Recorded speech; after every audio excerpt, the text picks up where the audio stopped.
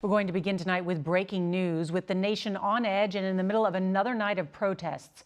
Tonight, the president says he is calling up, quote, thousands and thousands of heavily armed soldiers in Washington and calling on all of the nation's governors to deploy the National Guard to, quote, dominate the streets.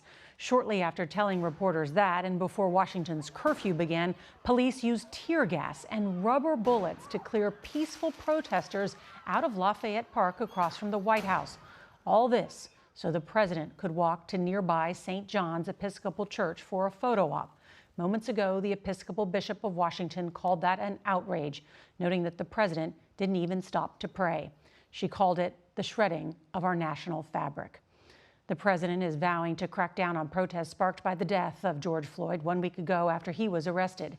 And tonight, the county medical examiner in Minneapolis is calling his death a homicide, saying Floyd's heart stopped while being kneeled on by police. But Floyd's family says a private autopsy found he was killed by asphyxiation. And as we come on the air, protesters calling for justice for Floyd are already out in force nationwide, including thousands marching through the streets of Chicago. 23 states have already called up the National Guard, and more than 40 cities, including New York, Washington, and Los Angeles, are now under curfews.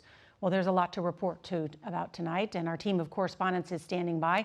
CBS's Chris Van Cleve is going to lead us off tonight from here in Washington. Chris? Nora, we've had some tense moments this evening, but we've been watching the D.C. police as they have been taking demonstrators into custody. We are 2.5 hours into the curfew here in D.C. It's quieted down noticeably. We've had 2 days of peaceful protest followed by 2 nights of violent unrest. You're going to see a lot of police officers out in the streets of D.C. tonight. The goal is to keep things peaceful. Police flashbangs and tear gas hurled at protesters near the White House signaled the start of a curfew here. Don't shoot! Don't shoot! In Chicago, hundreds marched shouting, "Hands up, don't shoot." And in Minneapolis, heartbreak as the family of George Floyd visited the spot where he died while in police custody for the first time. His brother Terrence calling for an end to violence. What are y'all doing? Y'all doing nothing. Because that's not going to bring my brother back at all. But the dark of night has brought anything but peace. The entire Washington, D.C. National Guard has been activated after protesters faced off with police, torched cars, broke windows, and looted businesses across the nation's capital overnight. Police responding with tear gas. There's nothing we can do against it. 88 were arrested here, more than 7,000 nationwide.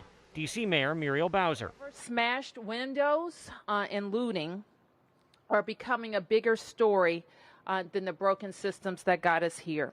Tonight, the FBI is asking for any information about violent instigators at protests. CBS News has learned 2 days after George Floyd's death, the FBI picked up intelligence a white supremacist extremist Telegram channel incited followers to engage in violence by shooting in a crowd. D.C. Police Chief Peter Newsham. The tactics that I saw last night by the people, the antagonists I will call them, appeared to be organized in nature. Late this afternoon, Louisville's police chief was fired after officers and National Guardsmen shot and killed a protester.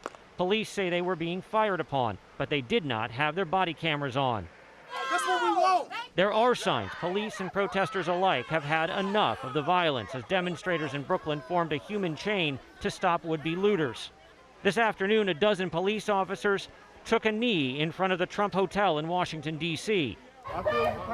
And in Shreveport, Louisiana, a police officer comforts a tearful teenager during a Black Lives Matter protest, telling him, "We're all here together." Chris Van Cleve, CBS News, Washington.